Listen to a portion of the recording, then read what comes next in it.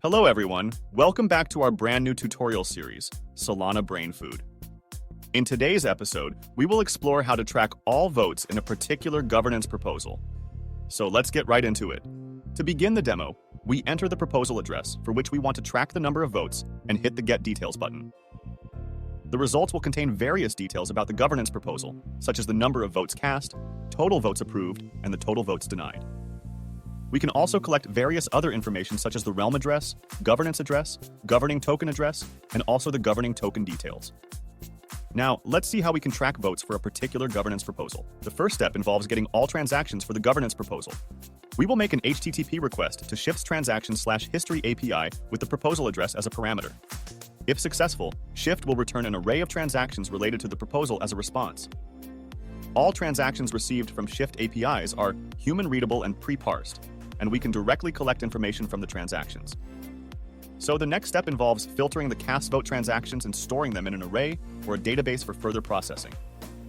In the final step, we can simply iterate this set of saved transactions to calculate the total votes, votes approved, and denied votes along with various other information.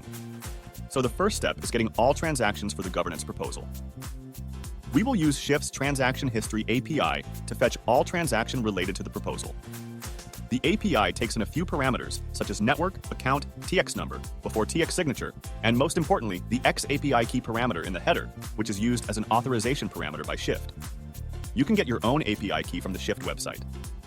Now let's get into the code. We create a function for getting all transactions related to the proposal address.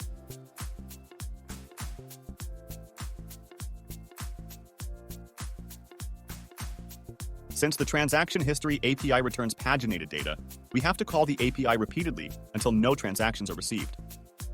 This can be done using the before TX signature parameter.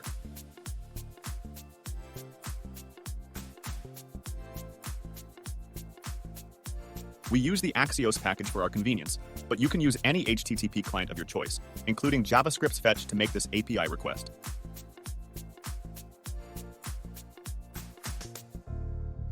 Please note that the XAPI key is passed on as a header to the API request. You can get your API key from shyft.to/getAPIkey. Shyft also provides a comprehensive JavaScript SDK for Solana, which can also be used to fetch transactions for a particular account. The response received from the API looks somewhat like this. Please note that transactions received from Shyft are human-readable parsed transactions. Each transaction received has a type field, which indicates the type of transactions, and an actions array, which contains the details of all the transactions performed.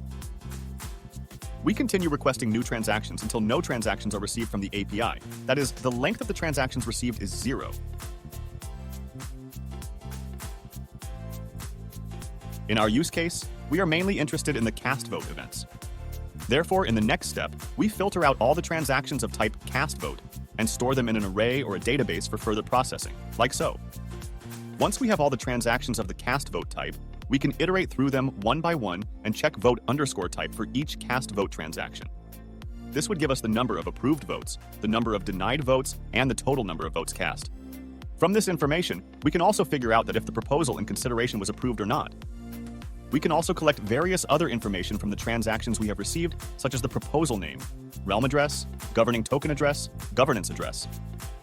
We can even make a token/getinfo API call to get the governing token details. That's all for this tutorial, where we use Shyft's transaction APIs to track all votes for a governance proposal. For additional details about Shyft and access to the complete source code, please refer to the link on your screen. Thank you for your time, and we look forward to seeing you in the next video. Until then, take care.